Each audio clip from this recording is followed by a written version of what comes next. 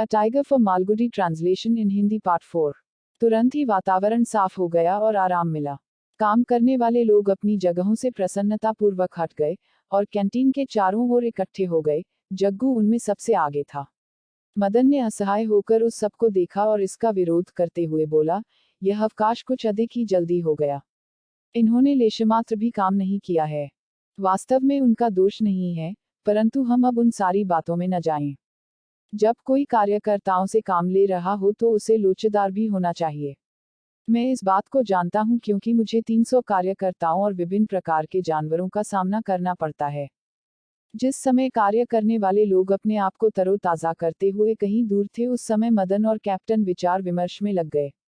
मदन, मैं तुम्हारी सहायता करने की इच्छा रखता हूं, तुम इस बात को समझ लो। राजा की पूंछ के बारे में सारी बकवास बंद कर दो। राजा का चेहरा अधिक महत्वपूर्ण होना चाहिए, लेकिन किसी बिंदु पर हमको पटकथा को मानकर चलना होगा। तुम इस बात का जिक्र ऐसे करते हो जैसे कि मानो यह तुम्हारी पटकथा न होकर तुम्हारा धर्म ग्रंथ हो। हम उस बात पर बाद में आएंगे। इस बात को स्पष्ट करो कि राजा अपनी पूंछ को मोड़कर गुस्सा ले, उससे पहले तुम राजा से क्या करवाना चाहते हो। वह अपने पिछले पैरों पर खड़ा होगा और अपने आगे के पैर पहले उस दैत्य के कंधों पर रखे।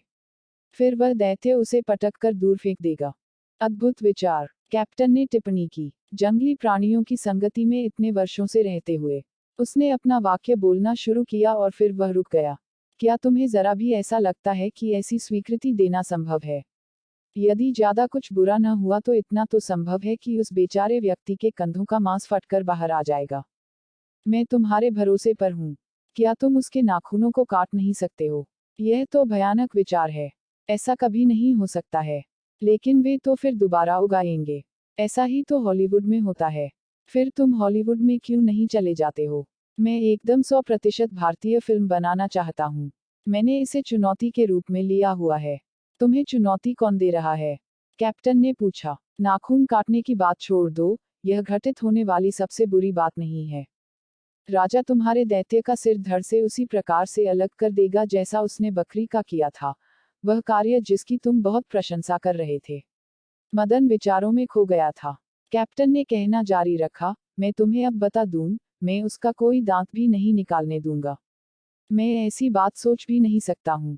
मैं तुम्हें यह बता दूं कि यदि सब कुछ दांत और नाखून निकाल भी दिए जाएं तो भी राजा एक थपकी में ही सिर मारकर मस्तिष्क को चोटिल कर सकता है। मैं चाहता हूं कि फिल्म शूटिंग के बाद राजा मुझको अपनी मूल स्थिति में वापस मिले। यदि तुम ध्यान से देखो तो तुम हमारे अनुबंध में ऐसा ही पाओगे। अगर कोई घाव का निशान या राजा का कोई अंग भंग हुआ तो मैं उस नुकसान की भरपाई के लिए $10 मिलियन तक की वसूली का केस तुम्हारी हॉलीवुड शर्तों पर कर दूंगा।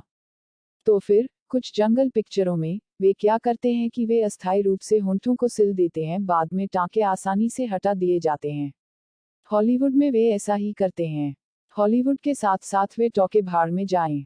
बाग को पूरे तरीके से ठीक लौटना है। इस समय तक सूर्य नीचे की ओर जा रहा था और कर्मचारी लोग जो अपने अपने स्थान पर वापस लौट आए थे वे लोग देख रहे थे। उन्होंने अपने प्रवक्ता के माध्यम से पूछा, क्या हम अपने सामान के साथ तैयार हो जाएं? हाँ, तैयार हो जाओ, मदन ने आदेश देते हुए चिल्लाकर कहा। वह कैप्टन की ओर मुड़ा और बोला, आप हमारे साथ सहयोग कीजिए, श्रीमान जी। हाँ, मैं जरूर करूंगा। तुम्हारा पूरा दिन चला गया है और तुम्हारे पास एक दिन कम बचा है और मैं चाहता हूं कि इस निर्धारित समय के भीतर कुछ अच्छा काम कर लिया जाए। क्या आप समय में थोड़ा सा विस्तार नहीं दे सकते हैं? नहीं, हमारा सर्कस चलने के लिए तैयार है, तुम इस बात को जानते हो। मुझे राजा को पहले से ही भेजना होगा। मैं तुम्हें बताऊंगा कि हम क्या कर सकते हैं। तुम्हें फिल्म के लचीलेपन का उपयोग करना चाहिए। मैं अपनी ओर से राजा को उसके पिछले पैरों पर खड़ा कराऊंगा और उसके आगे के पंजे उस पहलवान के ऊपर रखवाऊंगा जो वहां नहीं है, और तुम अपने दैत्य को कहना कि वह अपने मन में सोच ले कि उसे एक बाघ से भिड़ना है जो वहां नहीं है। कुछ भी हो, वह एक पहलवान है और उसके लिए यह कठिन नहीं होना चाहिए कि वह एक प्रतिद्वंद्वी की कल्पना कर ले और फिर उसे कुचल डाले। इन्हें अलग अलग शूट करो और फिर प्रकाशीय प्रिंटर के माध्यम से उन्हें जोड़ दो। इस प्रकार से उन्हें भिड़ता हुआ दिखाना आसान हो जाएगा। अद्भुत विचार है, मदन ने कहा। अगले 4 दिनों में हम अधिकतम फुटेज शूट कर लेंगे। मैं मद्रास से दूसरी यूनिट को जल्दी ही बुला लूंगा। अधिक अच्छा यह रहेगा कि तुम अपने हीरो को बाघ नजदीक से दिखा दो जिससे कि वह वास्तविक रूप से हाथ पांव चला सके और उससे भिड़ सके। क्या उसने बाघ को देखा है? हाँ, दूर से देखा है, हमेशा दूर से ही देखा है। यही तो मेरी समस्या है। मैं देखता हूँ कि जब वह पिंजरे के सामने से निकलता है तब वह अपनी आंखें बंद कर लेता है और कांपने लगता है। मुझे यह आशंका थी कि पास से बाघ को देखने पर उसकी क्या प्रतिक्रिया होगी। तुम्हारी दूसरी यूनिट कब तक आ जाएगी? 24 घंटे के भीतर आ जाएगी। जल्दबाजी करने की कोई जरूरत नहीं है, कैप्टन ने कहा। वे 3 दिन ले सकते हैं। इस बीच में महत्वपूर्ण बात यह है कि तुम अपने दैत्य और बाघ का एक दूसरे से परिचय करा दो। तुम्हारे कलाकार को यह जानना होगा कि वह क्या कर रहा है। जहां तक राजा की बात है, यह एक सामान्य नियम है कि उसे अपने प्रतिद्वंद्वी की एक झलक दिखलाना अच्छा रहेगा। मदन इसके तर्क और इसकी आवश्यकता पर प्रश्न करने की चिंता में डूबा हुआ था।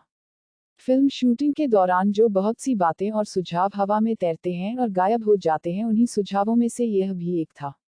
मदन ने अपने सहायक को बुलाया और उसे निर्देश दिया, मद्रास में एक्सेल को टेलीग्राम भेज दो जिससे वह 2 दिन के अंदर दूसरी यूनिट भेज दे। उसमें एक कैमरामैन हो, एक साउंड यूनिट हो और लाइट यूनिट हो। अपना सामान तैयार करते समय निर्देश को सुनते हुए कैमरामैन ने कहा, श्रीमान जी, इसकी जरूरत ही कहाँ है, जबकि आप पहली ही यूनिट का उपयोग नहीं कर पा रहे हैं। हमने पूरे दिन में क्या उपलब्धि की है?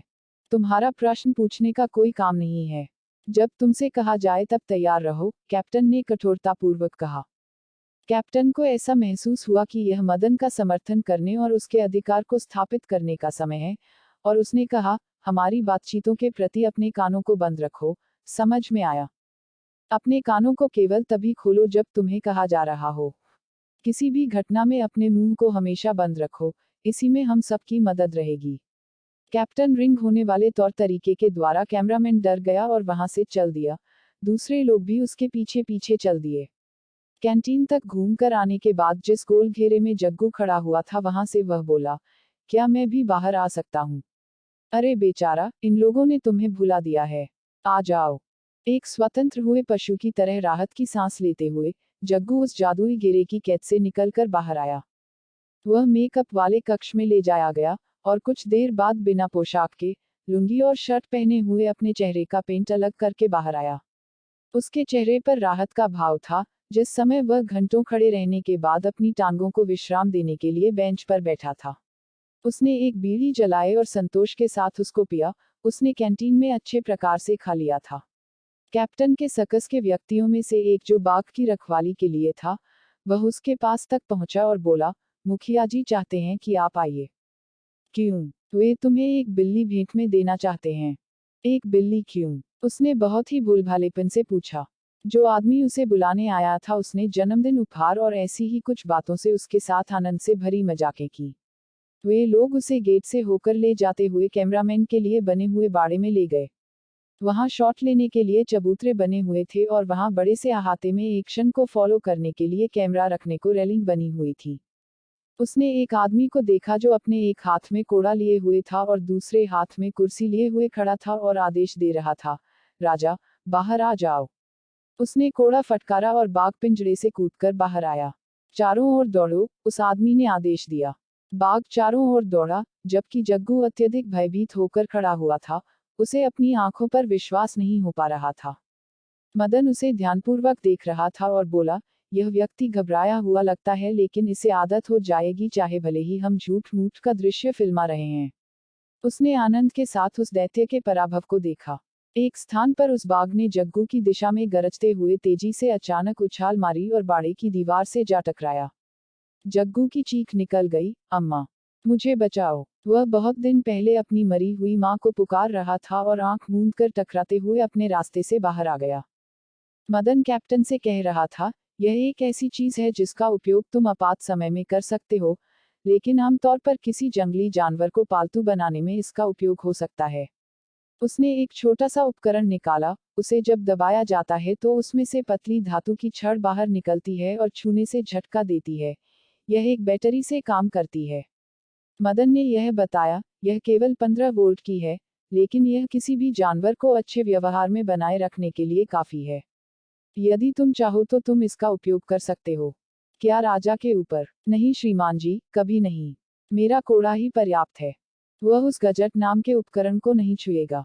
उसने मना करते हुए अपना सिर हिला दिया। मुझे इस यंत्र का किसी जानवर के ऊपर उपयोग करने में शर्म का अनुभव होगा।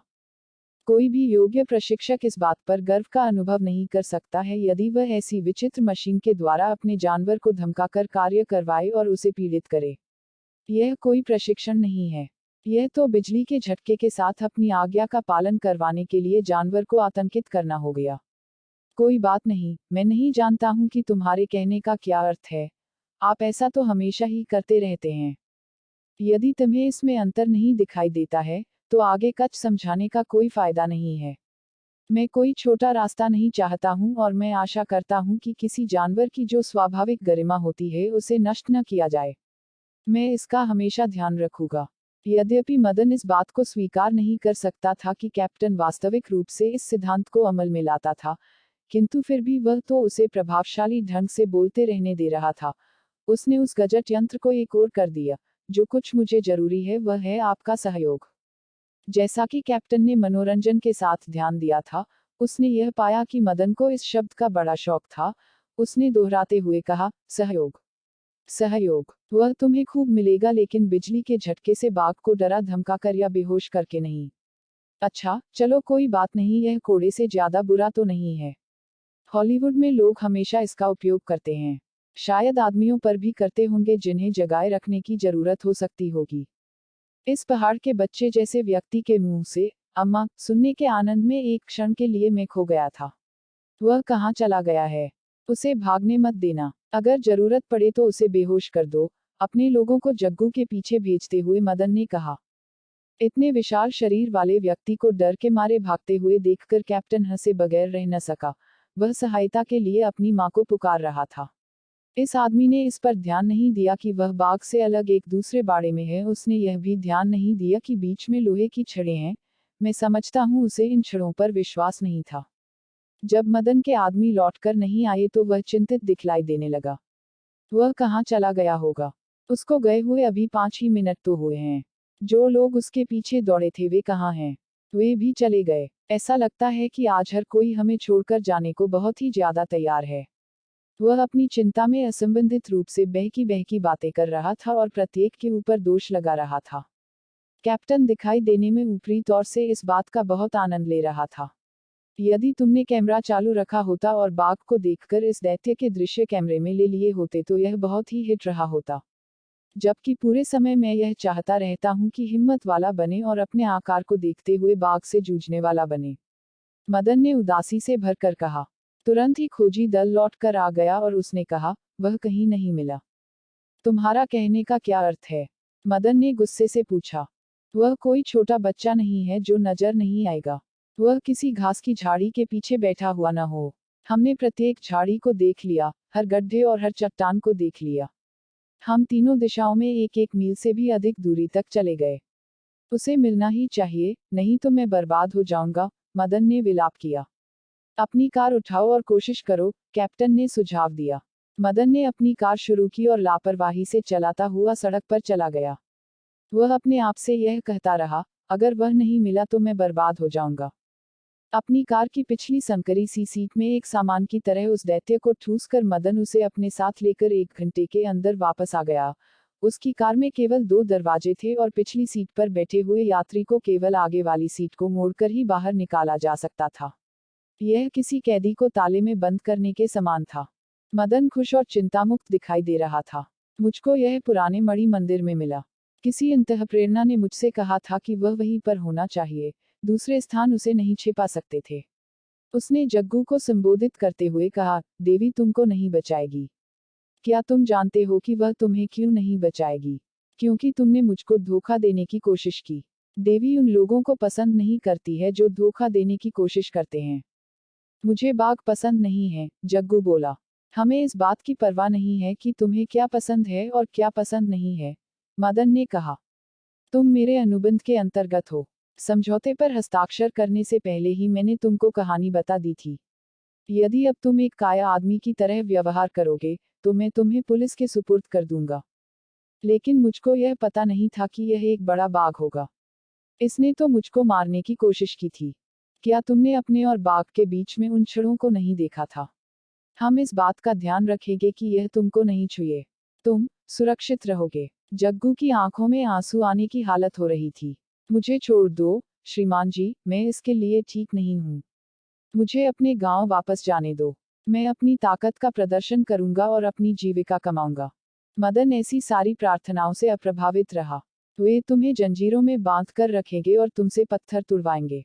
मैं इस बात का बुरा नहीं मानूंगा श्रीमान जी, ऐसा उसने कहा। उसे सभी मेलों में पत्थर तोड़ने और जंजीर तोड़ने की आदत हो चुकी थी। एक धमकी के रूप में यह गोली बेकार चली गई। जिस समय यह सारी बातचीत चल रही थी, उस समय तक मदन ने उसे पिछली सीट पर अभी निकाला नहीं था। वह दैत्य यह नहीं जानता था कि इससे बाहर कैसे निकला जाए। उसने कहा, कृपया श्रीमान जी, मुझे बाहर निकलने दो।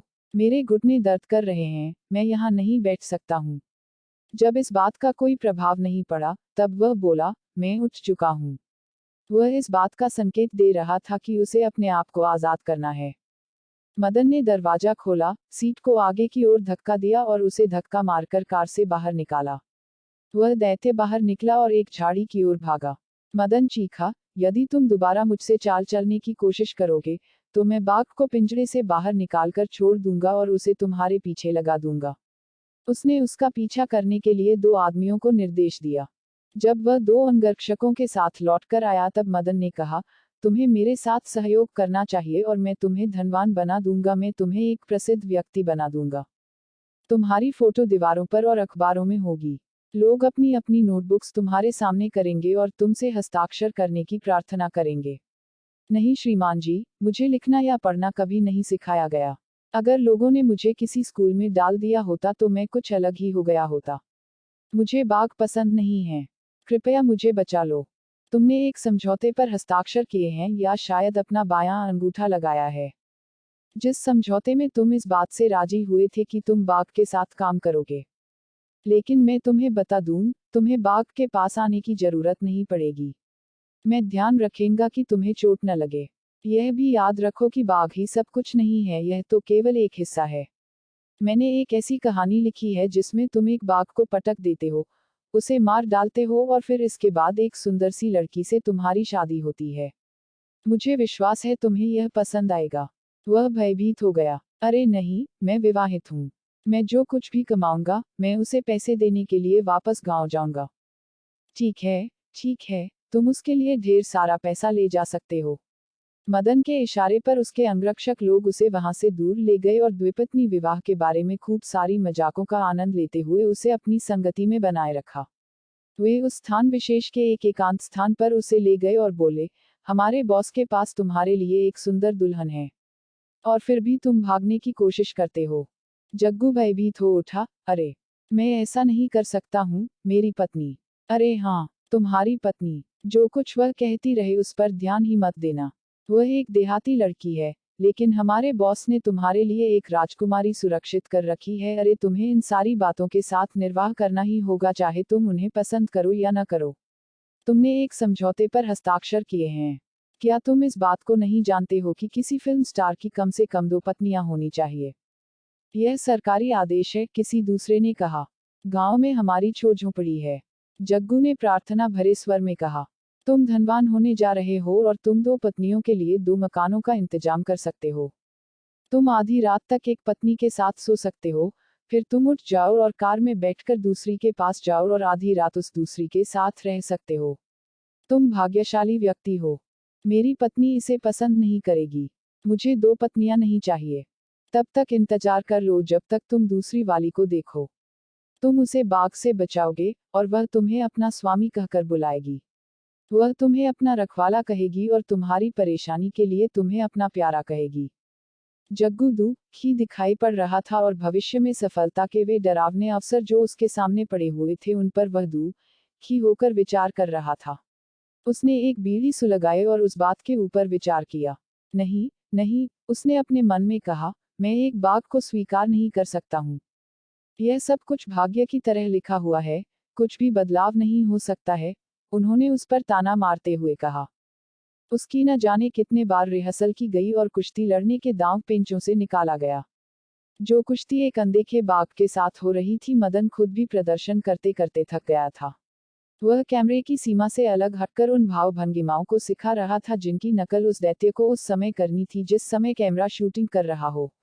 चाहे भले ही उस वर्तमान क्रियाकलापों में हीरो केवल अकेला ही था, परंतु फिर भी फिल्म में काम करने वाले दो यूनिटों के कर्मचारी लोगों ने वहां काफी भीड़ बना दी थी और वे सभी लोग उस पूरे स्थान पर थे। इस भूखंड के दूसरे छोर पर कैप्टन राजा को नियंत्रण में ले रहा था। उसने शूटिंग के लिए कई हफ्तों का समय बढ़वा लिया था। मदन ने इस बढ़े हुए समय के लिए काफी अधिक धन देने के लिए सहमति दे दी थी, इसलिए मदन को ऐसा लग रहा था कि दो कैंपों के बीच के अवकाश में पैसा कमाने का यह सही रास्ता है। यद्यपि वह आमतौर पर धन के मामलों में उदासीन रहता था, फिर भी कुछ मात्रा में लालच उसके ऊपर छाता जा रहा था। फिल्मी दुनिया से संपर्क के कारण धीरे धीरे करके उसमें भ्रष्टाचार पनप रहा था। वह सोचने लगा, यह फिल्म का व्यवसाय कितने अधिक धन की स्थिति को बना लेता है। जब तक मदन जैसा बेवकूफ इसमें है तब तक मैं भी इस लूट को बटोर लूं। उसने अपनी पत्नी से कहा, ऐसा संभव है कि इसके बाद पूरे सर्कस की पिक्चर बनाने का विचार लेकर मदन आ जाए। यह हमारे लिए अवकाश का एक अच्छा उपयोग होगा। उसने इस विचार का स्वागत किया। उसे हतोत्साहित मत करना, जिस प्रकार से वह कहता है कि सहयोग करिए, तो उसी प्रकार से उसे सहयोग करते रहिए। यदि वह शूटिंग के लिए और अधिक दिन चाहता हो तो उसे स्वीकार कर लो। हम तो हमेशा ही अगले कैंप के लिए थोड़ी देरी कर सकते हैं। चलो कुछ भी हो, मैं तो सर्कस से थक भी गई हूँ और ऊब भी चुकी हूँ। चलो किसी परिवर्तन के लिए कुछ नया करने की कोशिश करें। हमारा कुछ नुकसान नहीं होता है। हम कुछ समय तक के लिए सारी धूल, शोर और टिकट बेचने से आजाद रहेंगे। अब हमें राजा के ऊपर बहुत ही अधिक निर्भर रहना होगा और उससे सहयोग करने की प्रार्थना करनी होगी, लेकिन उसका काम कुछ अधिक ही कठिन है। उसे अपने पिछले पैरों पर खड़े होने तथा आगे की ओर बढ़ने की जरूरत है। हर रोज मैं उसे समझाने की कोशिश कर रहा हूँ, लेकिन यह कठिन सिद्ध होता जा रहा है। तुम बिजली वाले यंत्र के साथ कोशिश क्यों नहीं करते हो? मैं उसके बारे में नहीं सुनूंगा। यह असंभव है। इस बिंदु पर आकर उनकी हंसी खुशी से भरी बातचीतों की समाप्ति हो गई। उसने अव्यावहारिक तथा भावुकतापूर्ण होने के लिए कैप्टन को बुरा भला कहा। कुल मिलाकर वह कुछ मिनटों के लिए ही अपंग होगा। फिर तुम चतुराई के साथ उसे कैमरे के सामने लाने का इंतजाम कर सकते हो। अगर तुम्हारे अंदर ऐसी हिम्मत की कमी है तो उस बिजली के डंडे की सहायता से मैं तुम्हारे राजा पर नियंत्रण करने के लिए तैयार हूँ। मुझे 2 आदमी दे दो। एक तो सैम दे दो और वह दूसरा आदमी क्या नाम है उसका? मुनि स्वामी। बहुत अच्छी बात, कैप्टन बोला। मैं कल कहीं दूर रहूंगा, तुम कोशिश करना।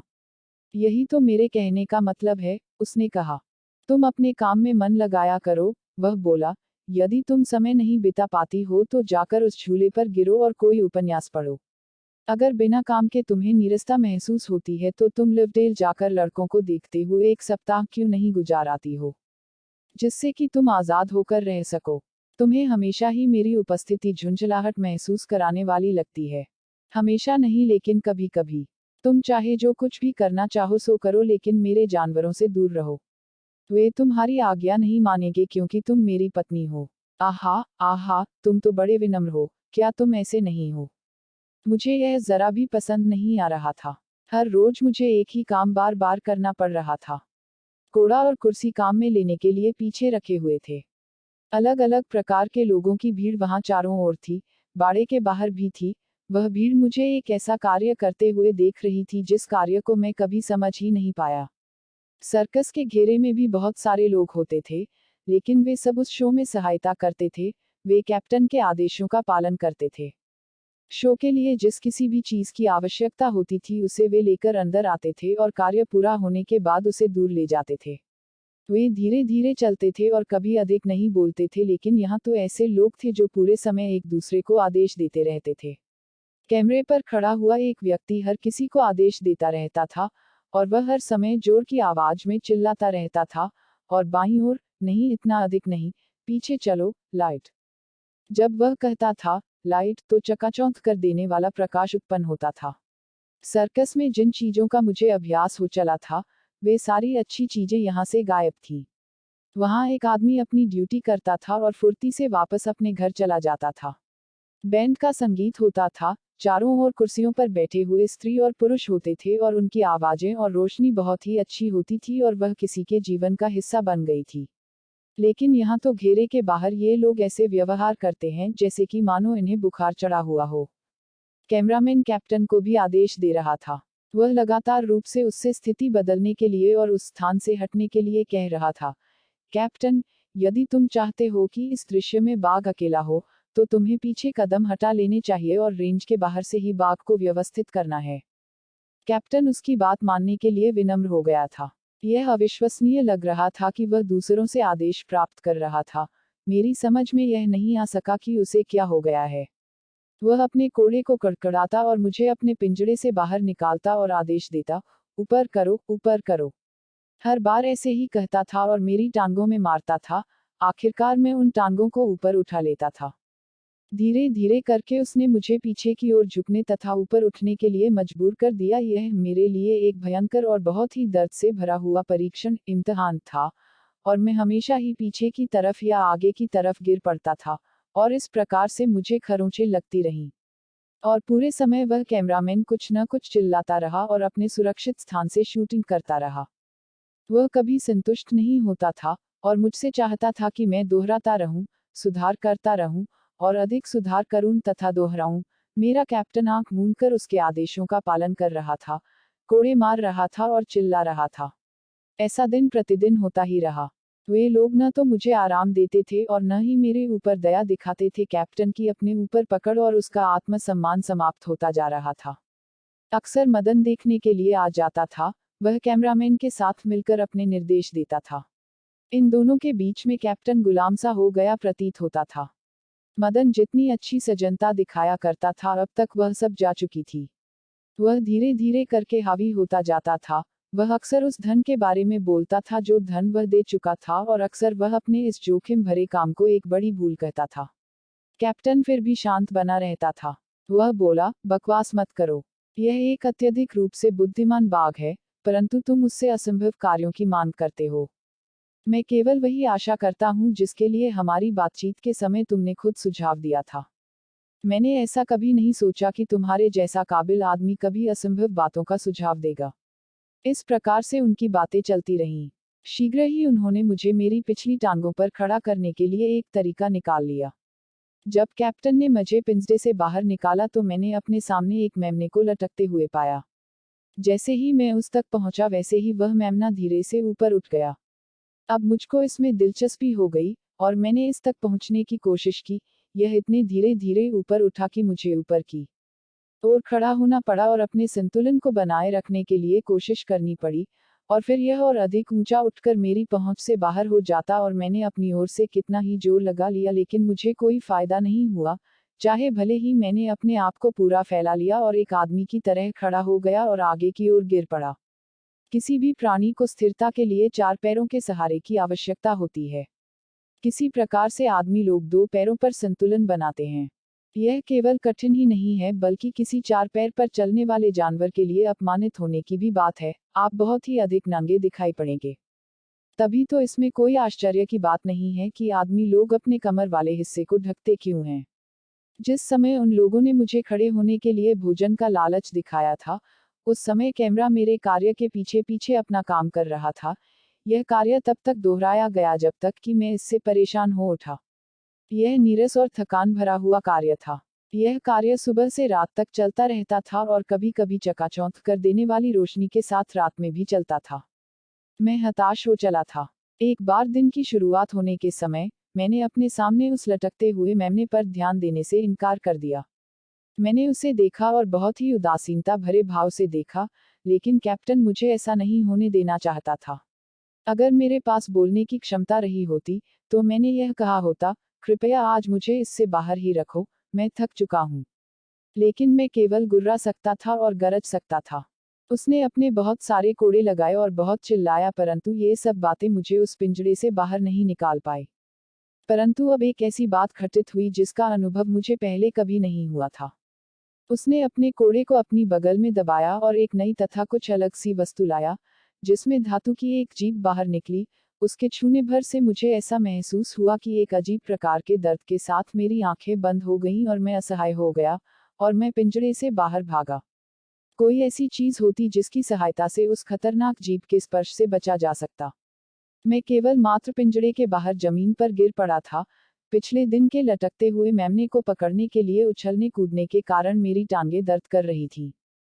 लेकिन कैप्टन मुझे लेटने नहीं देता था। कैमरामैन और मदन चिल्ला रहे थे, उसे अपने पैरों पर खड़ा करो, चलो आगे बढ़ो। कैप्टन ने मेरे मुंह पर कोड़े मारे और फिर शांति से बोला, चलो उठो, अच्छे बच्चे बनो, तुम कल आराम कर सकते हो। यह उसने बहुत ही सजनता भरी आवाज में कहा। ऐसा वह हमेशा ही करता था कि 2 बार कोड़ों की मार के बीच में इस प्रकार से बोलता था। जब इन बातों से भी मैं नहीं हिला तो वह बड़े जोर से चिल्लाया जो उसकी आवाज आकाश की ऊंचाइयों तक पहुंच सकती थी, और उसने मुझे नाक पर चोट मारी, जिसकी वजह से आमतौर पर मैं कहना मानने के लिए मजबूर हो जाता था। आज इससे केवल मेरा क्रोध भड़क उठा। मैंने अपनी पूंछ लहराई और मैं गुर्राया। वह जानता था कि इसका मतलब क्या होता है। मतलब यही था कि मुझ पर काबू पाना आसान नहीं होगा। लेकिन वह उनमें से नहीं था जो मेरे रुझानों की परवाह करे। वह अपनी इच्छा को ही महत्व देता था। वह जानता कि आखिरकार वह अपनी इच्छा मेरे ऊपर लाद ही सकता था। जिस मेमने को पकड़ पाना आसान न हो उसके पीछे पड़ने के विचार से मैं कांप उठता था। अगर मैं बोल सकता तो मैंने उससे कहा होता, हे मेरे अच्छे से मनुष्य, तुम्हारा कुछ भी अहित हो उससे पहले ही तुम दूर चले जाओ। जो कुछ भी हो तुमने मुझे भोजन भी दिया है और मेरी सुरक्षा भी की है। इस बात के लिए मैं तुम्हारा सम्मान करूंगा। लेकिन कृपया चले जाइए और मुझे अकेला छोड़ दो। अब आगे मैं तुम्हारा गुलाम बनकर नहीं रहूंगा। मैं अपने पिंजरे में वापस कभी नहीं जाऊंगा। बस यही सारी बात है। मेरे चारों ओर खड़े हुए ये मूर्ख लोग मुझसे जो कुछ करवाना चाहते हैं, ऐसे कोई भी निरर्थक कार्य मैं नहीं करूंगा। सर्कस में बात कुछ अलग थी, लेकिन यहाँ इस समय के ये क्रियाकलाप मुझे बेमतलब के लगते हैं और ये मुझे अपमानित करने वाले भी प्रतीत होते हैं। मैं इन्हें नहीं करूंगा। मुझे यह हवा और आज़ादी अच्छी लगती है। अब मैं इसे त्यागने वाला नहीं हूँ। बाद में शायद, जब तुम अपने फैसले पर दोबारा से सही आ जाओ, तब मैं लौटकर सर्कस में आ जाऊंगा। लेकिन कृपया इस समय मुझे पिंजरे में जाने के लिए बाध्य न करो। कृपया समझा करो और मुझे अकेला छोड़ दो। कृपया मेरी सलाह सुन लो। कैप्टन की अपने बारे में चाहे कुछ धारणा रही हो, परंतु इसमें कोई संदेह नहीं है कि वह एक बड़ा ही जिद्दी किस्म का व्यक्ति था। उसने फिर दोबारा से मेरी नाक पर कोड़ा मारा, और वह कोड़ा ऐसे स्थान पर मारा जहां मुझे सबसे अधिक चोट लगी। इससे आहत होकर अनायास ही मैंने एक दहाड़ निकाली। इस बात से वह और अधिक क्रोधित हो उठा। उसने इसे मेरी धृष्टता माना। उसने मेरी आंखों के ऊपर एक के बाद एक तेजी से अंधाधुंध रूप से कोड़े बरसाए। मैं जोर से चीख पड़ना चाहता था, अरे कैप्टन, उजड़ मत बनो, तुम्हारा जीवन खतरे में है, चले जाओ, कोई भी विपत्ति तुम्हारे ऊपर आ गिरे उससे पहले ही मुझे अकेला छोड़कर चले जाओ। लेकिन वह अपने अधिकार के नशे में था। मैं चाहता था कि वह अपने आप को बचा ले, लेकिन वह अपने आप की जरा भी सहायता नहीं कर रहा था। जब तक वह पूरे तरीके से मुझे अपने अधीन नहीं बना लेगा तब तक वह विश्राम नहीं करेगा। मैंने उसे देखा कि वह उस कोड़े को अपनी बगल में दबा रहा था और उस खतरनाक यंत्र को बाहर निकालने के लिए अपने खाली हाथ को अपनी जेब में डाल रहा था। उस यंत्र में से तेजी के साथ धातु की एक जीभ निकलेगी। वह बस मुझे केवल छुएगा जैसे कोई पंख से छूता है और उससे मुझे चक्कर आने लगेंगे और मैं उसके लिए गुलाम की तरह हो जाऊंगा। मैंने अपने आप को यह सोचते हुए देखा, मैं इस प्राणी से क्यों डरूं जो मेरी पूंछ से भी बड़ा नहीं है। मेरे जीवन में पहली बार ऐसा विचार पैदा हो रहा था। अभी तक तो मैंने उसकी नाप तौल नहीं की थी, परंतु आज अपने सारे चिल्लाने और क्रोध भरी भावभंगिमाओं के बावजूद भी वह मुझे छोटा लग रहा था। हमारे संबंध को पहचानते हुए और अंतिम चेतावनी के रूप में, मैं गुर्राया और मैंने सिर्फ अपना पंजा उठाया। वह चिल्लाया, अरे अरे, तुम मुझे धमकी देते हो। और सुरक्षा के दायरे को पार करके अपने आप को भूलते हुए वह पर्याप्त रूप से मेरे पास पहुंच गया। आपत्तिजनक स्थिति में वह हमेशा इस सुरक्षा के दायरे को बनाए रखता था जिससे कि वह पीछे हट सके। वह उस खतरनाक धातु की जीभ को लेकर आगे बढ़ा। वह जीभ अपनी म्यान में से निकलकर बाहर आई। मैंने केवल अपने आगे का पंजा ऊपर उठाया, अपने पंजों को वापस लेने का भी ध्यान रखा और उस धातु की वस्तु को उसके हाथ से लेकर फेंक दिया। इस प्रहार ने कैप्टन की ठोड़ी के नीचे से उसे पकड़ लिया और उसके सिर को फाड़ डाला। यह आश्चर्यजनक बात थी कि वह एक ऐसा कमजोर प्राणी था। उसका पतला सा ढांचा और उस पर ऐसी पतली सी खाल, इससे कुछ अधिक अच्छा वह नहीं था। उसके शरीर में अंदर बहुत कम पदार्थ था। ऐसे इस प्राणी ने मुझे बहुत लंबे समय से भयभीत कर रखा था। वहां बहुत हड़बड़ाहट और भगदड़ हो गई। मैं पहली बार स्वतंत्र रूप से घूमने फिरने के लिए उठा। कर्मचारी लोगों ने उस हड़बड़ाहट में सबसे पहले अपने सामान को सुरक्षित करने की कोशिश की, लेकिन फिर उन्होंने सब कुछ छोड़ दिया और भाग गए। मैंने मदन को यह कहते हुए सुना, मैं बर्बाद हो गया, केबलों पर ध्यान दो, उनके ऊपर ठोकर मारकर मत चलो। तुम लोग लाइटें नीचे गिरा दोगे। लाइटें या ऐसा ही कुछ और टूटकर नीचे आ गिरा। कैमरामैन गायब हो गया था। जब मैं पिंजड़े से हटकर कुछ दूर चला तो वह दैत्य जो एक क्षण में था, अचानक से दौड़कर उस पिंजड़े में घुस गया जिसे मैंने खाली कर दिया था और दरवाजा खींचकर बंद कर दिया। बहुत से दूसरे लोगों ने उस दरवाजे को जोर जोर से पीटा, लेकिन उस पूरी जगह को भरने के लिए उसने एक को भी अंदर नहीं लिया। इस सारे हंगामे के ऊपर मदन की आवाज को सुना जा सकता था, बंदूक किसके पास है? जिसके पास यह काम था वह कहाँ है? बहुत खराब परिस्थिति हो गई है। किसी भी प्रश्न का उत्तर देने के लिए किसी के पास कोई शांति नहीं थी। हर कोई अपनी अपनी सुरक्षा और बचाव को देख रहा था, जबकि मैं शांति से उस स्थान से दूर जा रहा था। कैमरामैन अपने कैमरे को स्टैंड पर छोड़कर भाग गया था। मैंने चलते समय उसे हल्के से छू लिया और धड़ाके की आवाज के साथ इसे नीचे गिरा दिया। कोई आदमी जो दिखाई नहीं दे रहा था वह चिल्ला रहा था, जूम लेंस वाला कैमरा टूट गया। बर्बाद हो गया, बर्बाद हो गया। शहर में अभी भी यह व्यस्त समय था जिस समय मैंने बाजार की सड़क पर प्रवेश किया था। लोग मुझे देखकर अपनी अपनी जिंदगी बचाने के लिए भागे। जैसे ही मैं आगे बढ़ा तो शटर नीचे गिरा दिए गए और लोगों ने अपने आप को पुलियाओं के नीचे छिपा लिया, पेड़ पर चढ़ गए, खंभों के पीछे छिप गए। लोगों की भीड़ दिखाई देने से समाप्त होती जा रही थी। सर्कस में मनुष्य के व्यवहार को समझने का मुझे कोई मौका नहीं मिला था। सर्कस की रिंग के बाहर वे लोग शांतिपूर्वक अपनी सीटों पर बैठे रहते थे, जबकि कैप्टन के कोड़े के सामने डर के कारण मैं पीछे हट जाता था। इस नजरिए से मनुष्य के व्यवहार के बारे में मैंने पूरे तरीके से एक गलत धारणा बना ली थी। मैंने यह सोचा हुआ था कि आदमी लोग मजबूत और निडर होते होंगे, लेकिन अब मैं अपने सामने उन्हें हिरणों के झुंड की तरह भागते हुए देख रहा था। यद्यपि उन पर हमला करने का मेरा कोई इरादा नहीं था। जब मैं एक दर्जी की दुकान के सामने रुका तो उसने अपनी मशीन को छोड़ दिया और अपने आप को अलमारी में बंद कर लिया और रोने लगा। हाय, मैं तो बर्बाद हो गया, क्या कोई इस बाघ को गोली नहीं मारेगा? दो सिपाहियों के बीच में एक कैदी था, जिसे हत्या करने के कारण पकड़ा गया था और जो अभी अभी कोर्ट से बाहर निकल कर आ रहा था। जब वे सिपाही लोग भाग गए तो उसे भी बचकर भाग जाने का मौका मिल गया था। वे सिपाही लोग उसे हथकड़ियों में बंधे हुए ही छोड़कर भाग गए थे। एक गाड़ी में लगे हुए घोड़े को मैंने फाड़ डाला और उसमें से खिसकते हुए तथा अपनी अपनी जान बचाने के लिए दौड़ते हुए यात्रियों के दृश्य को देखकर मैंने आनंद लिया। गली के कुछ कुत्ते अपने काम पर ध्यान देने के बजाय पागल होकर भौंक रहे थे, तो वे अपने विनाश को आमंत्रित कर रहे थे। बाद में मुझे अपने स्वामी जी से इस बात का पता लगा कि जब लोगों की जानकारी में यह बात आई कि कैप्टन को नष्ट किया जा चुका है और मैं उसी शहर में कहीं हूं, तो उस शहर में कैसी अव्यवस्था फैल गई थी। शहर के लोग घोर निराशा की गिरफ्त में आए हुए प्रतीत हो रहे थे। वे लोग अपने अपने घरों में घुस गए और वहां भी घबराए हुए बने रहे। हर जगह सारे दरवाजे और खिड़कियां बंद कर दिए गए, सांकल लगा दी गई और बिल्कुल सील बंद कर दिए गए। कुछ लोगों ने तो यह भी सोचा कि मैं कोई असाधारण प्राणी हूं जो दीवारों के भी आर पार निकल सकता हूं और इंतजार करते हुए छत पर बैठ सकता हूं या फिर ऊंची अट्टालिका में या तलघर में जाकर बैठ सकता हूं। गरीब लोग जो झोपड़ियों में रह रहे थे उनके पास तो चिंता का यथार्थ कारण भी था। मैं उनमें से किसी के भी घर को फाड़ सकता था, लेकिन मैं ऐसा क्यों करूंगा? कोई व्यक्ति उन गरीब लोगों के भय को तो समझ सकता था, लेकिन जो लोग ईंट और सीमेंट के घरों में रह रहे थे, उन लोगों को क्यों घबराना चाहिए? ऐसा सुरक्षा की समझदारी की सामान्य कमी के कारण था या फिर अपनी संपत्ति के खोने के विवेकहीन भय के कारण ऐसा था? एक साधारण से बाघ को उनकी संपत्ति को नष्ट करने या सुरक्षित रखने में भला कोई दिलचस्पी क्यों होनी चाहिए? मैंने मार्केट रोड पर आनंद भवन के दरवाजे पर कुछ समय के लिए विश्राम किया। यह वह जगह थी जहां कॉफी पीने वाले लोग और अपना खाना खाने वाले लोग बिना हिले डुले भय के मारे अपनी मेजों से चिपके बैठे रहे, मुझे देखकर धीमी गुनगुनाहट में कुछ अस्पष्ट सा बोलते रहे। मैं उन्हें आश्वस्त करना चाहता था, डरो मत, मैं तुम्हें परेशान करने नहीं आया हूं। शांति से अपना भोजन करो, मेरी ओर ध्यान मत दो।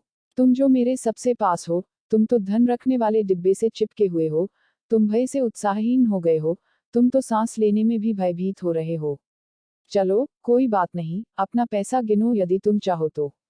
मैं तो केवल देखना भर चाहता हूँ, बस इतना ही है। यदि मेरी पूंछ गली में पसरी हुई है, यदि मैं तुम्हारे दरवाजे का रास्ता रोके हुए हूँ तो ऐसा इसलिए है क्योंकि मुझसे ऐसा कहा जाता है कि मैं सिर से पूंछ तक 11 फीट हूँ। मैं इसमें कुछ नहीं कर सकता हूँ। मैं तुम्हें मारने नहीं आया हूँ।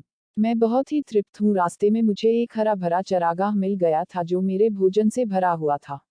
इसलिए आने वाले कई दिनों तक मुझे कुछ भी भोजन की आवश्यकता नहीं होगी। जब तक मुझे फिर से भूख नहीं लगेगी तब तक मैं हिलूंगा भी नहीं। बाघ केवल तभी हमला करते हैं जब वे भूखे होते हैं। वे आदमियों की तरह नहीं होते हैं जो बिना किसी उद्देश्य के या बिना भूख के ही एक दूसरे को मारते रहते हैं। बच्चों को बड़ी खुशी हुई क्योंकि स्कूलों को जल्दी से बंद किया जा रहा था। सभी उम्र और सभी आकार के बच्चे खुशी से चीखते चिल्लाते अस्त व्यस्त होकर भाग रहे थे। स्कूल नहीं लगेगा, स्कूल नहीं लगेगा, बाघ आ गया है, बाघ आ गया है। वे चीख चिल्ला रहे थे और हंस रहे थे और वे भयभीत होने का आनंद भी ले रहे थे। वे मेरा स्वागत करते हुए से प्रतीत हो रहे थे। मुझे ऐसा लग रहा था कि इन्हीं के साथ शामिल हो जाऊं, और उस जलपान गृह के दरवाजे से लंबे लंबे कदम भरते हुए चल दिया और उन बच्चों के साथ फुर्ती से छोटे छोटे कदम रखकर चलने लगा। यह देखकर वे आनंद से भरकर चिल्लाए, बाघ हमको खाने के लिए आ रहा है, आओ वापस स्कूल चलें। मैं उनके पीछे पीछे चलता हुआ स्कूल के गेट से होकर निकला जबकि वे बच्चे दौड़े और उन्होंने अपने आप को सुरक्षित रूप से स्कूल के हॉल में बंद कर लिया। मैं स्कूल की सीढ़ियों पर चढ़ा, बरामदे के दूर किनारे पर मैंने एक खुला दरवाजा देखा और उसके अंदर घुस गया। यह हेडमास्टर का कमरा हुआ करता था, ऐसा मुझे विश्वास हुआ उस समय जब मैंने एक बहुत ही सम्माननीय व्यक्ति को उछलकर मेज पर चढ़ते हुए और फिर एक ही प्रयास में अपने को ऊपर उठाकर अट्टालिका में पहुंचाते हुए देखा। मैं चलता हुआ अंदर आया और ठंडे फर्श पर धम से बैठ गया। ठंडे पत्थर के फर्श पर बैठने के प्रति मुझे विशेष लगाव था। मैंने अपने सिर को बड़ी सी डेस्क के नीचे रख लिया। इससे मुझको ऐसा अनुभव हो रहा था कि मैं वापस मैम्पी जंगल की गुफा में आ गया हूँ। जब मुझे हल्की सी नींद आ रही थी तब उस समय मैं सावधानी से रखे गए कदमों की आवाज़ों और अपने चारों ओर चुप रहो की आवाज़ों को भी समझ रहा था। मैं किसी भी बात के बारे में किसी भी प्रकार से चिंता नहीं करना चाहता था। मैं जो कुछ भी चाहता था वह वस्तु थी थोड़े से पल की नींद। दिन का प्रकाश चकाचौंध कर देने वाला था। अर्धनिद्रा की स्थिति में मैंने कमरे के दरवाजों को बंद होते हुए सुना और फिर सांकल और इसके बाद ताला लगाते हुए भी सुना। मैंने इसकी परवाह नहीं की, मैं सो गया। जिस समय मैं सो रहा था उस समय बहुत विचार विमर्श चल रहा था। मुझे इसके बारे में बाद में अपने स्वामी जी से मालूम हुआ। वे भीड़ में ही थे। वह भीड़ वहां तब इकट्ठी हुई थी जब उन लोगों ने यह सुनिश्चित कर लिया था कि मुझे ठीक ढंग से ताले में बंद किया जा चुका है और मेरी ठीक ढंग से निगरानी हो रही है। ऐसा लगता है कि हेडमास्टर ने कुछ दिनों के बाद कहा था, अपनी सबसे अधिक स्वाभाविक दशा में मैंने कभी नहीं सोचा था कि मुझको अपना स्थान एक बाघ को देना पड़ेगा। किसी ने तुरंत उत्तर दिया, हो सकता है कि लड़कों के बीच में अधिक अच्छा अनुशासन बनाए रखने के लिए यह एक तरीका हो। एक अध्यापक ने कहना शुरू किया, अब यह बड़े आकार वाला शक्तिशाली पशु सुरक्षित रूप से ताले में बंद है। हमें निर्णय करना चाहिए। इसी क्षण मेरे स्वामी जी ने भीड़ को धक्का मारते हुए अपना रास्ता बनाया और धिक्कारते हुए फटकारा, बीस्ट या ब्रूट जैसे शब्दों का उपयोग कभी मत करना। ये आदमी के द्वारा अपने अहंकार में बनाए हुए बुरे शब्द हैं। मनुष्य लोग सोचा करते हैं कि सभी दूसरे प्राणी पशु हैं। कैसा बुरा शब्द है। किसी ने पूछा, क्या यह शब्दकोश की समस्याओं पर विवेचना करने का अवसर है? मेरे स्वामी जी ने तुरंत उत्तर दिया, क्यों नहीं। इस पर वे बड़े क्रोध में नजर आए। कोई बोला, तुम कितने लापरवाह व्यक्ति हो। तुम हो कौन? तुम एक गंभीर प्रश्न पूछ रहे हो। मुझे कुछ भी पता नहीं है कि मैं कौन हूँ। अपने पूरे जीवन भर में इसके उत्तर का पता लगाने की कोशिश करता रहा हूँ। क्या तुम्हें विश्वास है कि तुम जानते हो कि तुम कौन हो? पागल भिखारी है। यदि वह मजबूत दरवाजा न होता तो वहां वह बाघ हमें खा जाने के लिए तैयार बैठा है। यह बेकार की बातों का समय नहीं है। आओ हम अपने काम की ओर चलें। कैसा काम? क्या होने वाला है? मेरे स्वामी जी ने ऐसा पूछा। हर कोई इस प्रश्न पर परेशान था। एक अध्यापक बोला, जो बच्चे हॉल में बंद हैं हमें उनके बारे में सोचना चाहिए। दरवाजा खोल दो और उन्हें बाहर निकलने दो, मेरे स्वामी जी ने बिना पूछे ही कह डाला। यह तुम्हारा कोई काम नहीं है कि तुम हमें सलाह दो, तुम हो कौन? दूसरी बार तुम वही प्रश्न पूछ रहे हो। मैं फिर दोबारा कहता हूँ कि मैं नहीं जानता हूँ, मेरे स्वामी जी ने ऐसा कहा।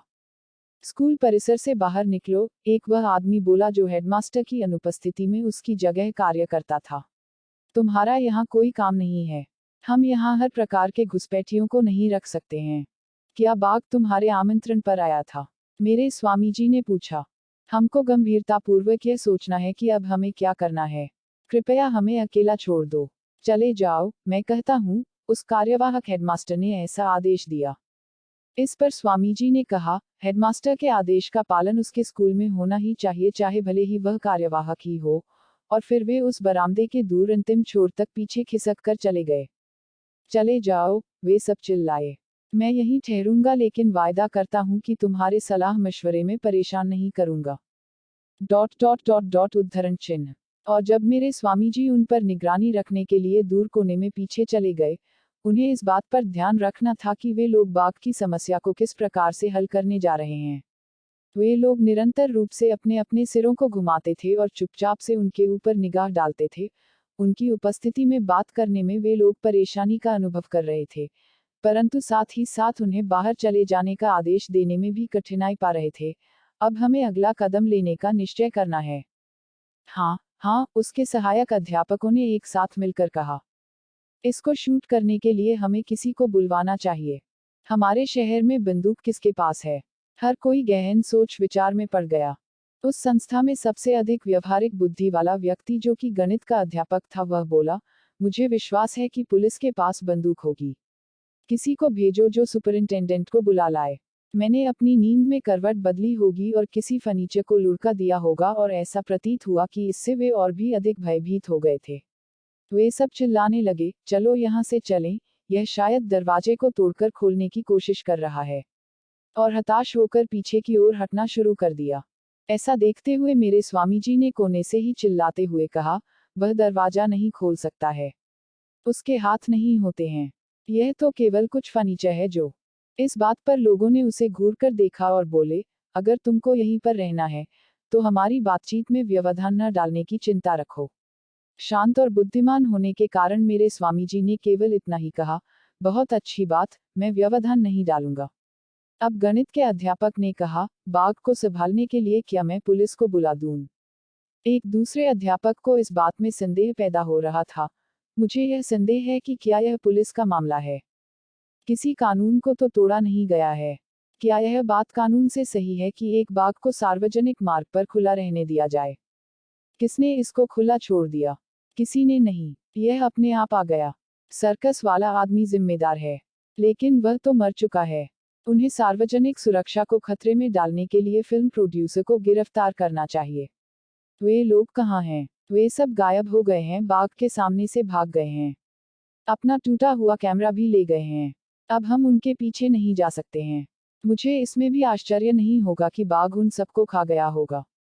मैं ऐसा नहीं सोचूंगा, मेरे स्वामी जी ने फिर से कहा। वह कोई नरभक्षी नहीं है। क्या वह नरभक्षी नहीं है?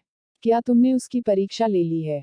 यह बात जानकर कि यह आदमी अभी भी यही है, उस कार्यवाहक हेडमास्टर ने कुछ अधिक ही कटुता से भरकर गुस्से में कहा। मेरे स्वामी जी ने कहा, मुझे तुम्हारी बातचीतों में कोई प्रगति नहीं दिखाई देती है। तुम सभी बच्चों को बिना शोर मचाए हुए घर क्यों नहीं चले जाने देते हो? और तुम सब भी घर जा सकते हो, और स्कूल को बाघ की जिम्मेदारी में छोड़ जाएं, उस कार्यवाहक हेडमास्टर ने असामयिक व्यंग्य के साथ कहा। और आगे यह भी कहा, तुम चले जाओ। हम चाहे जो कुछ भी फैसला लें, हम तुम्हें यहाँ इस परिसर में नहीं चाहते हैं। उस कार्यवाहक हेडमास्टर ने मेरे स्वामी जी को क्रोध से भरी हुई दृष्टि से देखते हुए कहा।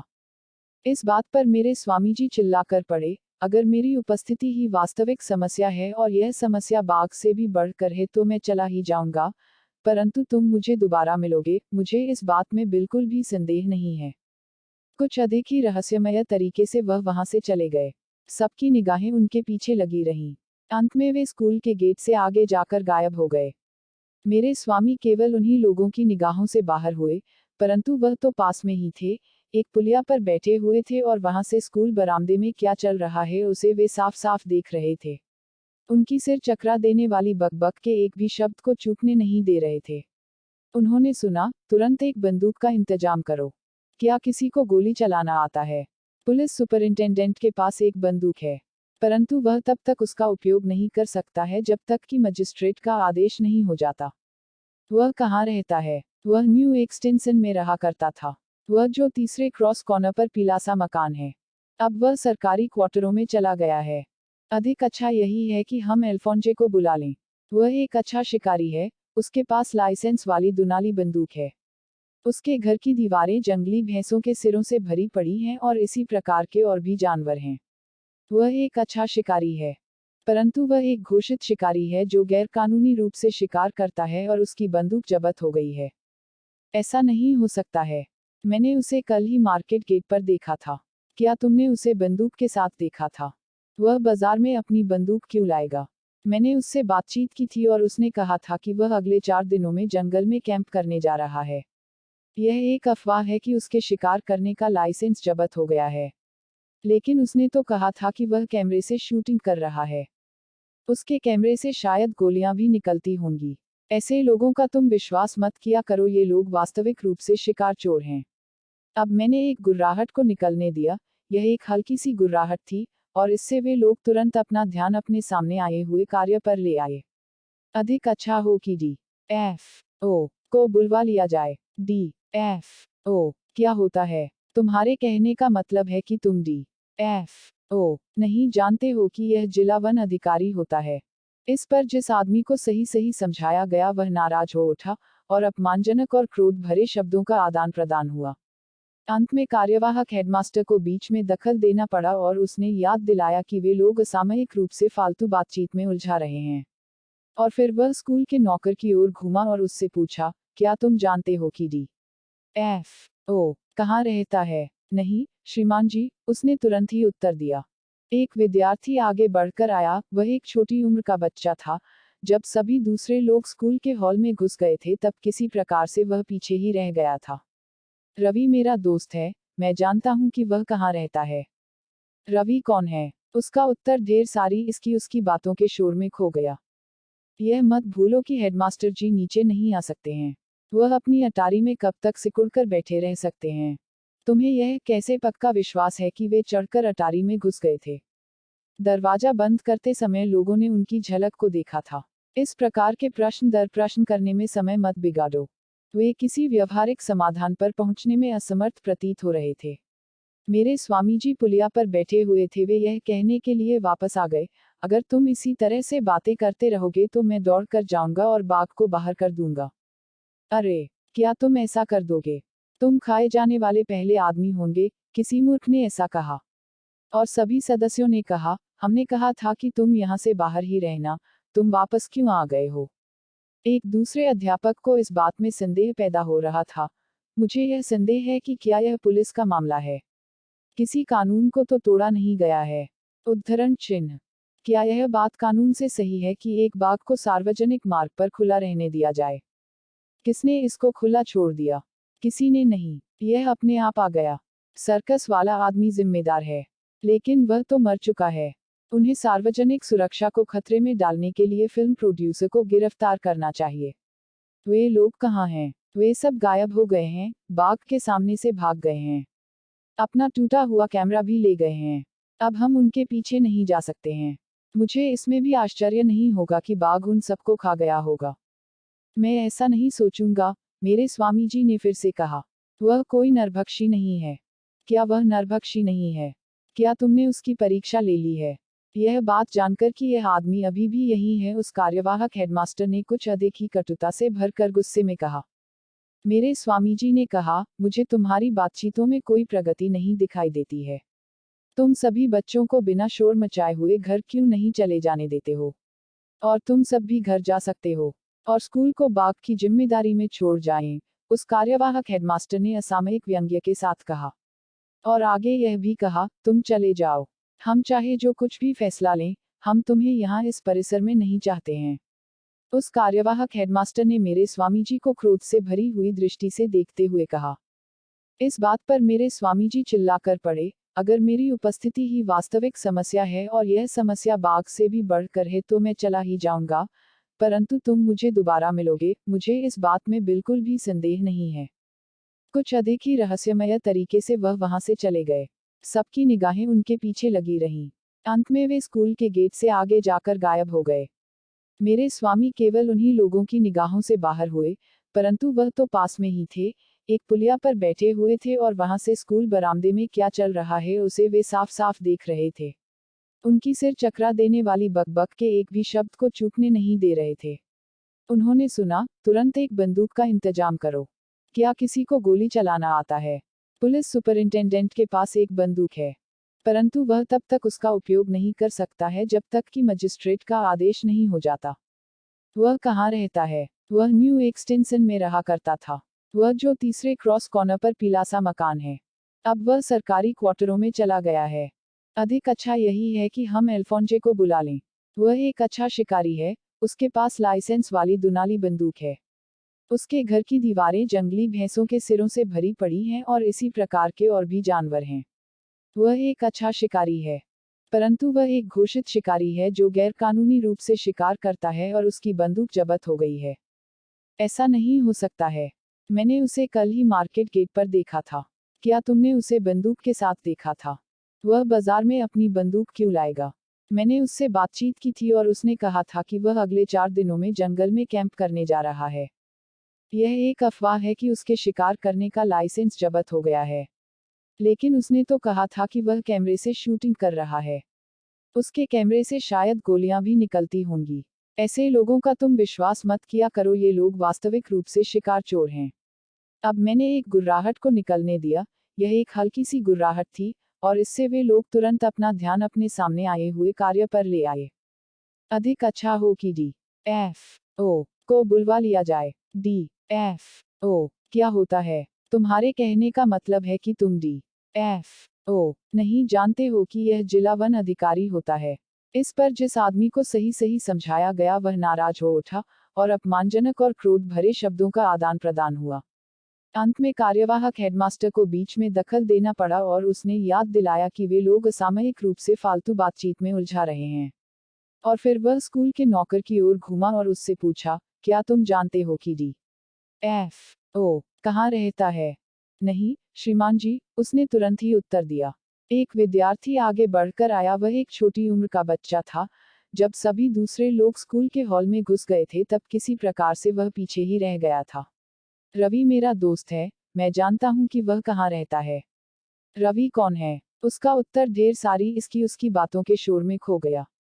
यह मत भूलो कि हेडमास्टर जी नीचे नहीं आ सकते हैं।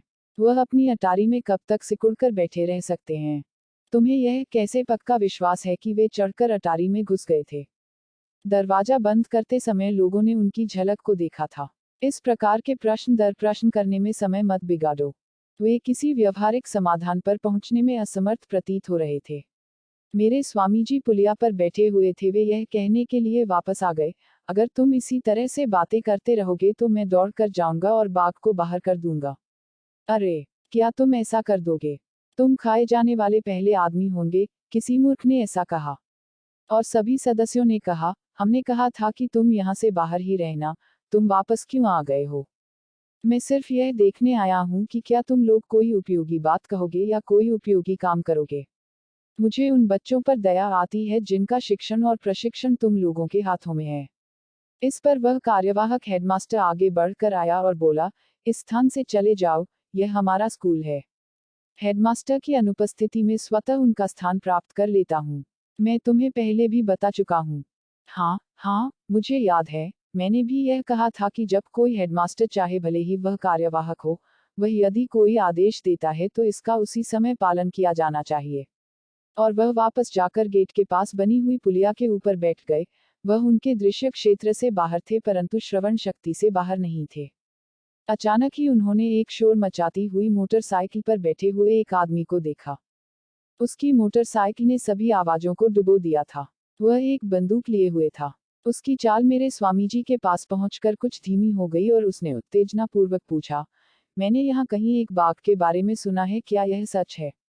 मेरे स्वामी जी ने स्कूल की ओर इशारा किया, लेकिन बोले, तुम उस पर गोली नहीं चला सकते हो, यदि यही तुम्हारा विचार है तो। इन बातों की अवहेलना करते हुए वह घमंड से अपने सिर को हिलाते हुए गेट के अंदर घुसा। एक अलग अलग प्रकार के लोगों की अंदर घुसती हुई भीड़ के पीछे पीछे मेरे स्वामी जी भी आ गए। सब लोग उत्सुकता और भय की मिली-जुली भावना से खिंचे हुए आ गए थे। अब चूंकि लोगों को मालूम था कि बाग को ताले में बंद कर दिया गया था, इसलिए स्त्री पुरुषों की बड़ी भीड़ सड़कों पर बिना किसी उद्देश्य के घूम रही थी और स्पष्ट रूप से बाग को तलाश रही थी। शहर के सभी सामान्य क्रियाकलाप रुक गए थे। उस भीड़ में काले लबादे पहने हुए वकील मिल सकते थे, जिन दुकानदारों ने अपनी शटरों को खींचकर गिरा दिया था वे दुकान वाले मिल सकते थे, अपने अपने सिरों पर ट्रे रखे हुए हॉकर फेरी लगाकर बेचने वाले मिल सकते थे, वर्दी पहने हुए पुलिस वाले मिल सकते थे, तथा इसी प्रकार से और भी कई लोग देखे जा सकते थे। स्कूल ने अपने अहाते और अपने बरामदे में ऐसी भीड़ पहले कभी नहीं देखी थी। चिंता से भरी हुई माता पिता लोगों की एक भीड़ आ पहुंची। उन्होंने इधर उधर भागदौड़ की और उनका एक दल हेडमास्टर के कक्ष की ओर चला। वे मांग कर रहे थे, हमारे बच्चे कहाँ हैं? हम अपने बच्चों को सुरक्षित रूप से वापस चाहते हैं। यह किस प्रकार का स्कूल है कि जब एक बाग इधर उधर कहीं पर है तो ये लोग हमारे बच्चों को सुरक्षित नहीं रख सकते हैं। एक अध्यापक उसकी बात से भड़क उठा। तुम ऐसी बातें क्यों सोच लेते हो? क्या हमारी कोई जिम्मेदारी नहीं बनती है? हमारे बच्चे कहाँ हैं? मेरा बच्चा तो केवल 7 साल का है।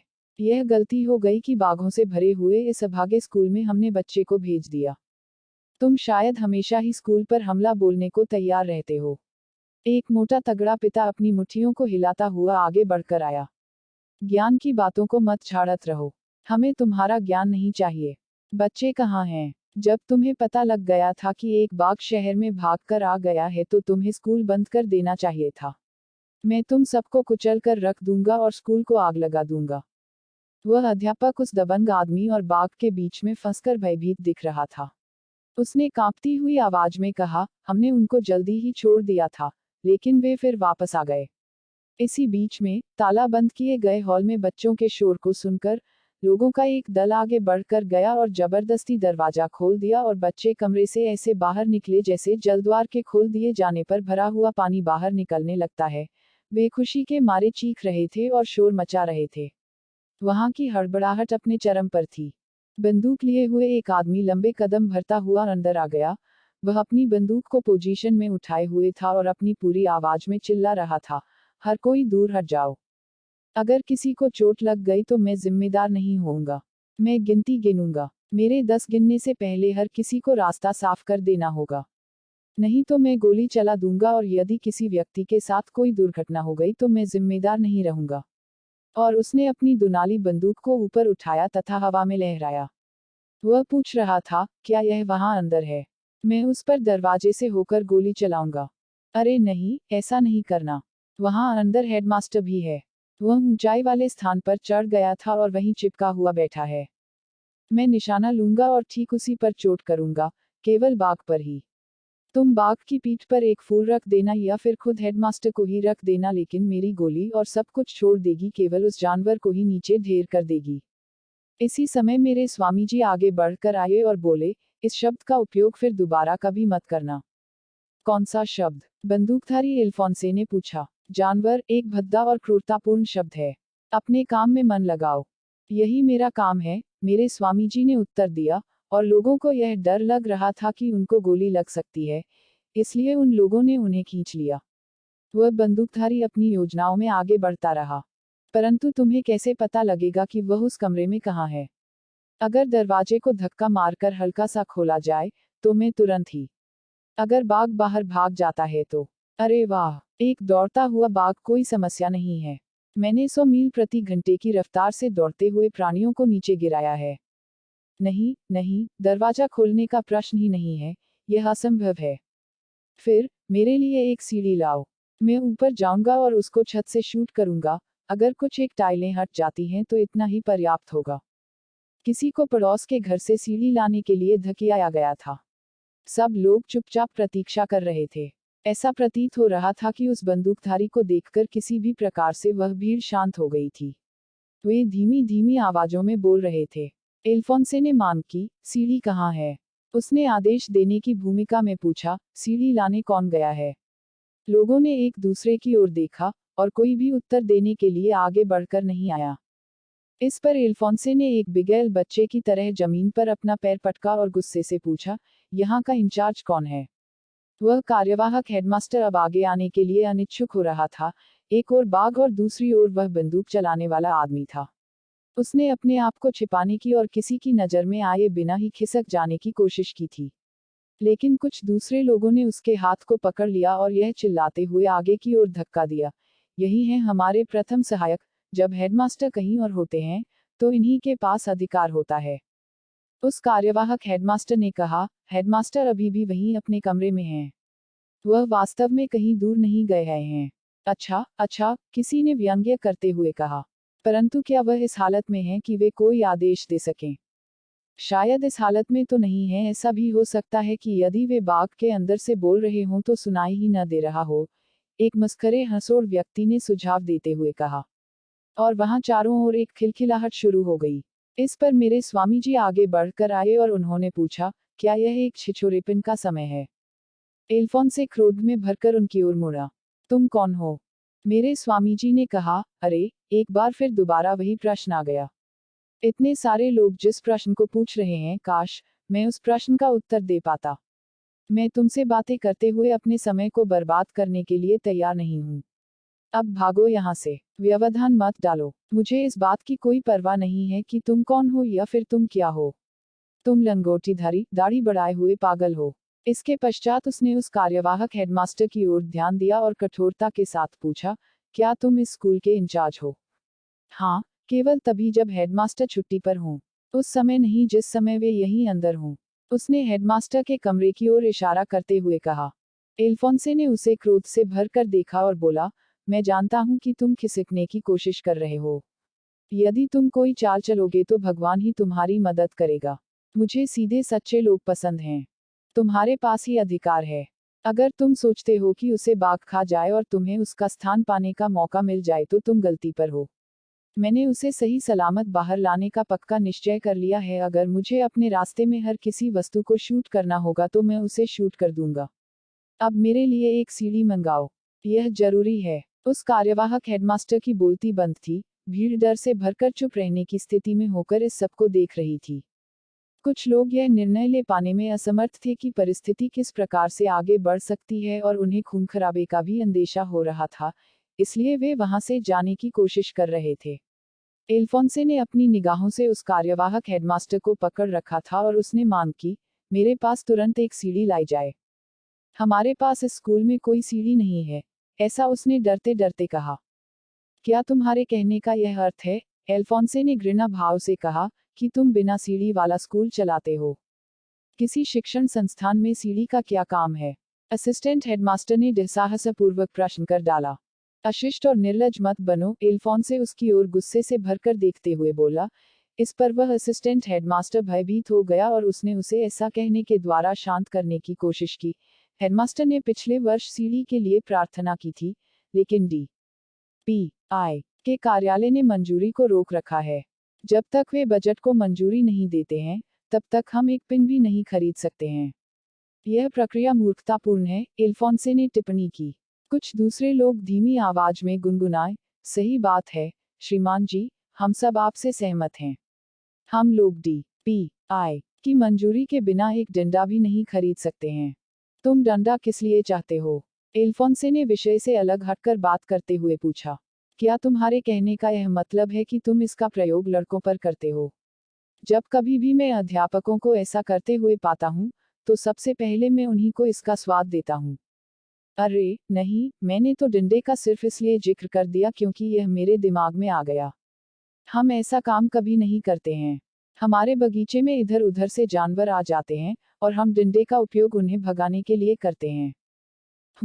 अच्छा हो कि तुम सावधानी रखो।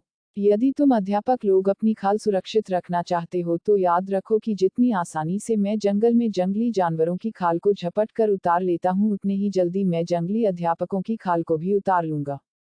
आज शैक्षणिक मानदंड कुछ अलग हैं। इसे कहने का तुम्हारा क्या मतलब? एल्फोंसे ने उस बोलने वाले की ओर मुड़कर कठोरता से पूछा। हमें उन बच्चों को मनोवैज्ञानिक तरीके से संभालना पड़ता है। तुम्हारे लिए यही अच्छी बात है। इसे अपने ध्यान में रखना। इसी समय दो लड़के बांस की एक सीढ़ी लिए हुए आ गए और उसे उन्होंने भीड़ के सामने रख दिया। एल्फोंसे खुश हो गया। उसने एक एक करके बारी बारी से उन लड़कों के सिरों को तरीके से थपथपाया। तुम्हें यह कहाँ से मिली? उसने बहुत खुश होते हुए पूछा। हम दौड़ते हुए कबीर गली में एक घर तक गए। मैंने देख रखा था कि उनके आंगन में एक सीढ़ी रखी हुई थी, जिससे वे पेड़ से सहजन की फलियों को तोड़ा करते थे, और इस समय उन्होंने बाघ के कारण अपने आप को ताले में अंदर बंद कर रखा था और सभी खिड़कियां भी बंद कर रखी थी, और इसलिए मैं इसको चुपचाप ले आया और उन्होंने हमें नहीं देखा। मैं इसको घसीट कर ला रहा था, लेकिन रामू ने मुझे रास्ते में देख लिया और उसने मेरी सहायता की, और हम दोनों इसको यहाँ ले आए क्योंकि हमने आपको सीढ़ी मांगते हुए सुना था। इसलिए मैं तुरंत दौड़कर बाहर गया। मुझे याद आ रहा था कि अगले मकान में सीढ़ी है। तुम एक बहुत बुद्धिमान और अच्छी खोज खबर रखने वाले लड़के हो। तुम्हारा क्या नाम है? शेखर, उसने गर्व से और जोर से उत्तर दिया। शेखर, एल्फोन से उत्साहित होकर चिल्लाकर बोला। तुम अपने मित्र के साथ आना और मुझसे मिलना। मैं तुम्हें एक उपहार दूंगा। मेरे पास एक आश्चर्यजनक एयरगन है, जिससे तुम अभ्यास कर सकते हो। तुम्हें इसके लिए लाइसेंस की आवश्यकता नहीं होगी। यद्यपि यह 40 फीट की दूरी से किसी हिरन को चोट मार सकती है और उसे अपाहिज भी कर सकती है। हमारे देश में तुम्हारे जैसे अधिक से अधिक लड़कों की आवश्यकता है। तुम ही हमारी एकमात्र आशा हो। वह हमारे स्कूल का सबसे अधिक मेधावी बालक है। असिस्टेंट हेडमास्टर ने उस बंदूकधारी को खुश करने के लिए कुछ गर्व के साथ ऐसा कहने का साहस किया। मैं इस बात से खुश हुआ हूं कि तुम यह बात पहचानते हो, शेखर। यदि तुम वास्तव में ही ऐसे हो, तुम्हारा मित्र और तुम सीढ़ी को उधर ले चलो और छत पर ऊपर जाने के लिए मेरे लिए उधर रखो। उद्धरण चिन्ह। इससे अधिक ऊर्जावान, दृढ़ता और साहस से भरे हुए मददगार किसी को नहीं मिल सकते हैं। शेखर और रामू चापलूसी से इतने खुश थे कि वे अंकल एल्फोंसे से प्राप्त होने वाले किसी भी आदेश को मानने के लिए तैयार थे। उसने मुझे एक बंदूक देने का वायदा किया है। मैं अपनी गली के सारे कौओं और कुत्तों को गोली मार दूंगा। मैं गधों को गोली मार दूंगा, रामू ने कहा। तुम कैसे मार सकते हो? शेखर ने पूछा। उसके पास केवल एक बंदूक है और उसने वह मुझे देने का वायदा किया है। यह हम दोनों के लिए होगी, रामू ने कहा। हम इसको मिलकर चलाया करेंगे। दो आदमी एक ही बंदूक को कैसे चला सकते हैं? शेखर ने उपहास करते हुए कहा। परंतु यह बातचीत पूरी बहस में बदल जाती उससे पहले ही एल्फोंसे चिल्लाकर बोला, अच्छा चलो, बच्चों, सीढ़ी के साथ आगे बढ़ो। वे दोनों लड़के बताए गए स्थान पर सीढ़ी ले गए और एल्फोंसे ने उसे हेडमास्टर के ऑफिस के छज्जे के नीचे लगाया। फिर वह उस शो भीड़ की ओर मुड़ा जो उसके पीछे पीछे आई थी।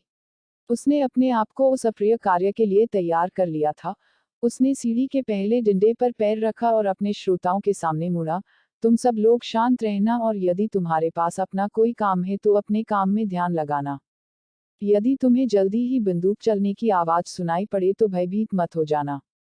मैं सीधे गोली मार सकता हूं, परंतु इस बात की कोई गारंटी नहीं हो सकती है कि जब उसे गोली लगेगी तब वह कैसा व्यवहार करेगा। मैं उसे दूसरी गोली मारूं और उसे भेज दूं, उससे पहले ही वह पागल और शैतान हो सकता है और आंधी तूफान की तरह कमरे से बाहर आ सकता है। वह आसमान की तरफ उछाल मार सकता है, या फिर दरवाजे से होकर दौड़ सकता है, या फिर क्रोध में दीवारों को तोड़ सकता है। कोई इस बात की भविष्यवाणी नहीं कर सकता है कि फिर क्या होगा, विशेष रूप से उस समय जबकि मैंने उस जानवर को देखा ही नहीं है। भाग 4 समाप्त।